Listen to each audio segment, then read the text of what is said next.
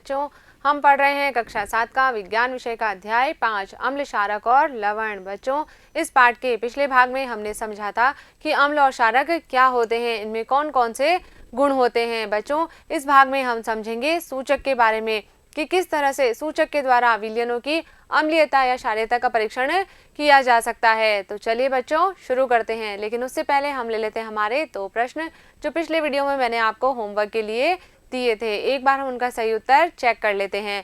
पहला प्रश्न है बच्चों कि अम्ल स्वाद में कैसे होते हैं। तो बच्चों हमने पढ़ा था अम्ल स्वाद में कैसे होते हैं, खट्टे होते हैं। दूसरा प्रश्न था चूने के पानी में उपस्थित क्षारक का नाम बताइए। तो बच्चों चूने के पानी में कौन सा क्षारक उपस्थित होता है, ये होता है बच्चों कैल्शियम हाइड्रोक्साइड। तो ये हो गए बच्चों हमारे दोनों प्रश्नों के उत्तर। अब बढ़ते हैं हम हमारे टॉपिक की तरफ।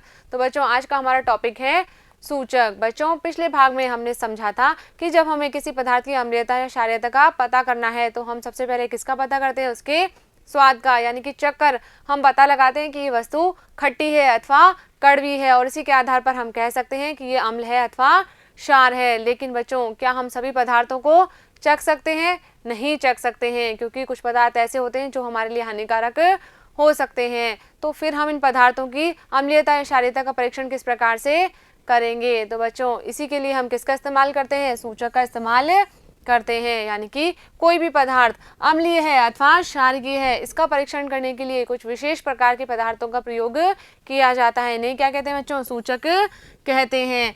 ये जो सूचक होते हैं इन्हें जब हम अम्लीय या क्षारीय पदार्थों के विलयन में डालते हैं तो ये रंग परिवर्तन कर लेते हैं और इसी के आधार पर हमें पता चलता है कि ये जो हमारा विलयन है ये अम्लीय है अथवा क्षारीय है। बच्चों हल्दी, लिटमस पत्र, गुड़हल की पंखुड़ियां आदि क्या हैं, प्राकृतिक सूचक होते हैं, यानी कि प्रकृति के द्वारा हमें ये उपलब्ध कराए जाते हैं। चलिए बच्चों आगे हम बात करते हैं हमारे आसपास उपलब्ध इन प्राकृतिक सूचकों के बारे में, जिसमें सबसे पहले हम समझेंगे लिटमस क्या होता है। बच्चों ये जो लिटमस है ये सामान्यतः प्रयोग किए जाने वाला एक प्राकृतिक सूचक है और ये हमें इस तरह से लाइकेनों के निष्कर्षण से प्राप्त होता है। लाइकेनों का निष्कर्षण किया जाता है जिससे हमें ये जो लिटमस पत्र है ये प्राप्त होता है। बच्चों ये जो लिटमस पत्र होता है इसका आंसू जल में रंग कैसा होता है, माव नील शोण यानी कि पेल पर्पल कलर होता है। बच्चों इस लिटमस पत्र के द्वारा आसानी से विलयनों की अम्लीयता और क्षारीयता का परीक्षण किया जा सकता है। ये लिटमस पत्र अम्लीय विलयन में मिलाने पर कैसे हो जाते हैं, लाल हो जाते हैं, जबकि क्षारीय विलयन में यदि हम इसे मिलाएं तो कैसे हो जाते हैं, नीले हो जाते हैं। ये जो लिटमस है बच्चों ये हमें विलयन के रूप में या फिर कागज की पट्टियों के रूप में उपलब्ध होता है। इस तरह से कागज की पट्टियां होती हैं जिन्हें हम लिटमस पत्र कहते हैं और 2 रंगों में उपलब्ध होता है बच्चों, ये नीले और लाल रंग में, यानी कि लाल लिटमस पत्र और नीला लिटमस पत्र। तो बच्चों इस लिटमस पत्र के द्वारा हम विलयन की अम्लीयता और क्षारीयता का परीक्षण किस प्रकार से करेंगे उसको समझते हैं। क्या करना है बच्चों, हमें एक परख नली में नींबू का रस लेना है और उसके अंदर डाल देंगे बच्चों हम थोड़ा सा पानी। इस तरह से हम जो है नींबू के रस का एक विलयन तैयार कर लेंगे। अब क्या करेंगे, हम ड्रॉपर की सहायता से इस विलयन की एक बूंद लेंगे और उसे डालेंगे बच्चों हम लाल लिटमस पत्र पर। तो हम देखेंगे बच्चों कि लाल लिटमस पत्र के रंग में कोई भी परिवर्तन नहीं होता है। अब क्या करेंगे, हम इस विलयन की एक बूंद डालेंगे नीले लिटमस पत्र पर। तो बच्चों हम देखेंगे कि जहां पर हमने इस अम्ल की बूंद डाली है तो उस स्थान पर जो हमारा नीला लिटमस पत्र है वो कैसा हो जाता है, लाल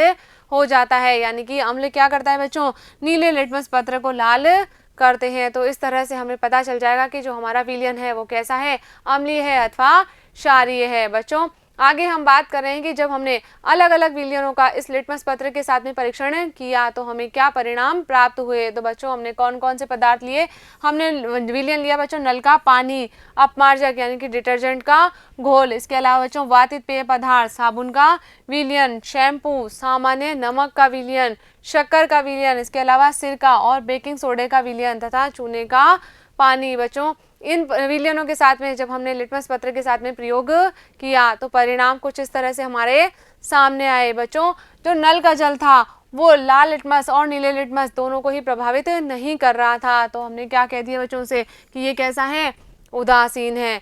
और जब हमने अपमार्जक का घोल लिया तो क्या हुआ बच्चों, जो हमारा लाल लिटमस पत्र था ये कैसा हो जाता है, नीला हो जाता है, जबकि नीले लिटमस पत्र पर इसका कोई भी प्रभाव नहीं पड़ता है। तो बच्चों क्षार जो होते हैं ये क्या करते हैं, लाल लिटमस को नीला कर देते हैं। तो यहाँ पर जो हमारा अपमार्जक का घोल है कैसा हो जाएगा बच्चों, क्षारीय हो जाएगा। नेक्स्ट हमने लिया था बच्चों वातित पेय, तो जो वातित पेय है ये लाल लिटमस को प्रभावित नहीं करता है, जबकि नीले लिटमस का रंग कैसा हो जाता है बच्चों, लाल हो जाता है। तो हम क्या कहेंगे, इसकी प्रकृति कैसी है, अम्लीय है। नेक्स्ट हमने लिया बच्चों साबुन का विलयन और शैम्पू। तो बच्चों ये दोनों ही क्या कर रहे थे, लाल लिटमस को नीला कर देते हैं। तो हम क्या कहेंगे कि इन दोनों की प्रकृति कैसी है, क्षारीय है। नेक्स्ट है बच्चों साधारण नमक का विलयन और शर्करा का विलयन। तो ये क्या कर रहे थे, ना तो लाल लिटमस पत्र के रंग में परिवर्तन कर रहे थे, ना ही नीले लिटमस पत्र के रंग में परिवर्तन कर रहे थे। तो ये कैसे हो गए बच्चों, दोनों ही उदासीन प्रकृति के हो गए। इसके बाद में बच्चों हमने लिया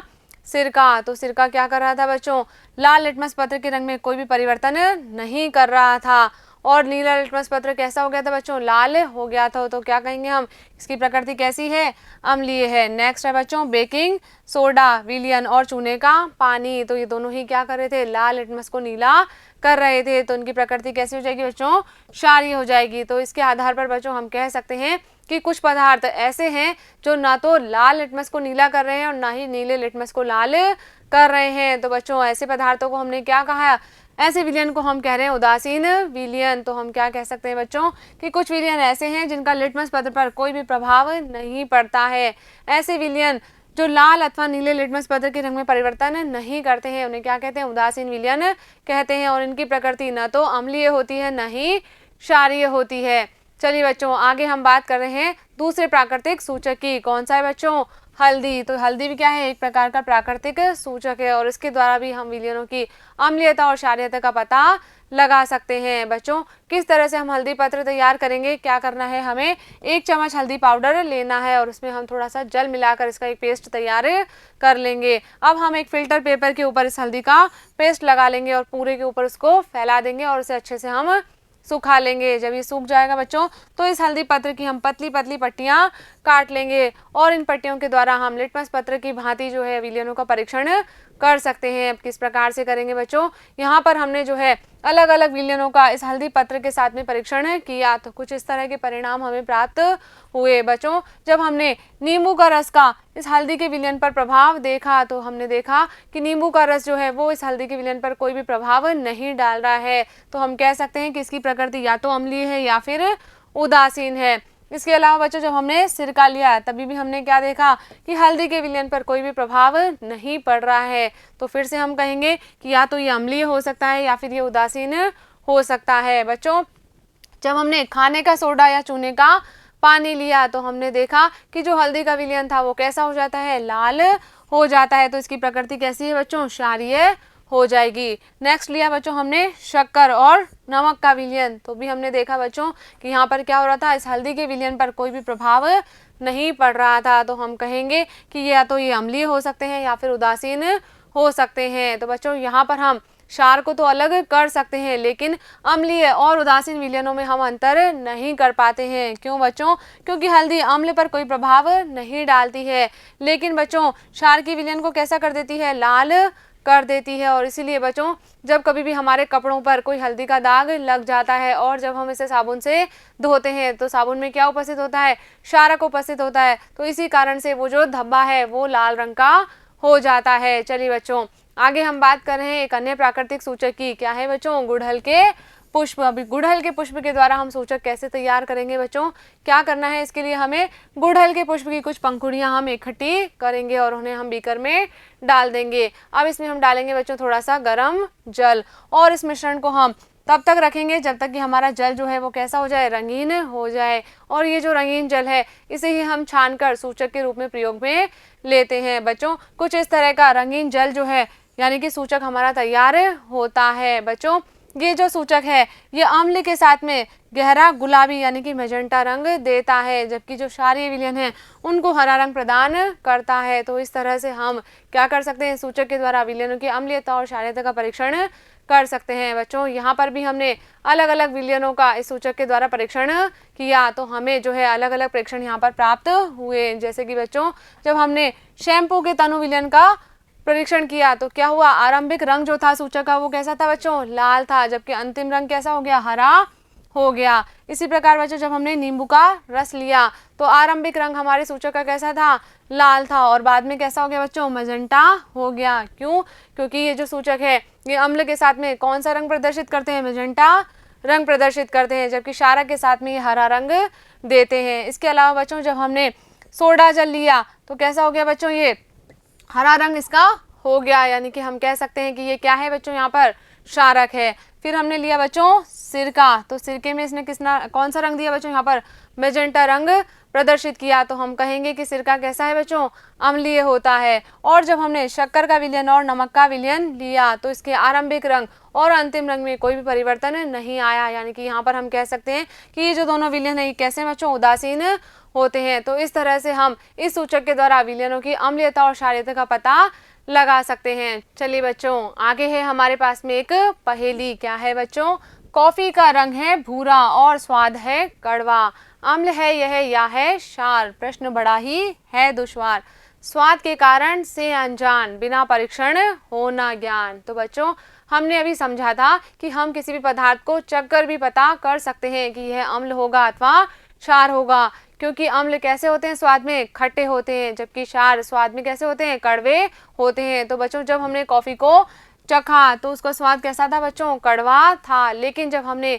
सूचक के द्वारा इसका परीक्षण किया तो हमें पता चला बच्चों कि जो कॉफी की प्रकृति होती है वो कैसी होती है, अम्लीय होती है। यानी कि हम केवल स्वाद के आधार पर ही नहीं कह सकते कि कोई पदार्थ अम्ल होगा अथवा क्षारक होगा। चलिए बच्चों ये हो गई बात प्राकृतिक सूचकों की। इसके अलावा बच्चों कुछ और ऐसे पदार्थ होते हैं जिनको भी हम सूचक के रूप में प्रयोग में लेते हैं। बच्चों ये कृत्रिम सूचक कहलाते हैं। बच्चों ये इनको हम कृत्रिम सूचक क्यों कह रहे हैं, क्योंकि ये मानव के द्वारा निर्मित किए जाते हैं। बच्चों फिनोल्फ्थेलिन और मेथिल ऑरेंज ये जो है मानव निर्मित सूचक हैं, जिनका प्रयोग भी हम विलयनों की अम्लीयता और क्षारीयता का परीक्षण करने के लिए करते हैं। बच्चों ये हो गया हमारा सूचक वाला भाग यहाँ पर कंप्लीट। मुझे उम्मीद है कि इस वीडियो में हमने जो भी बातें की है वो आपने अच्छे से समझी होगी और अपनी कॉपी में नोट भी कर ली होगी। तो बच्चों इस वीडियो पर आधारित मैं आपको 2 प्रश्न दे रही हूँ जिनके उत्तर आपको अपनी कॉपी में नोट करने हैं। पहला प्रश्न है बच्चों सूचक किसे कहते हैं, और दूसरा प्रश्न है कोई 2 प्राकृतिक सूचकों के नाम लिखिए। बच्चों इन दोनों प्रश्नों के उत्तर समझकर आपको अपनी कॉपी में नोट करने हैं। मिलेंगे हम अगले वीडियो में इन दोनों प्रश्नों के उत्तर के साथ। तब तक आप पढ़ते रहिए, आगे बढ़ते रहिए। धन्यवाद।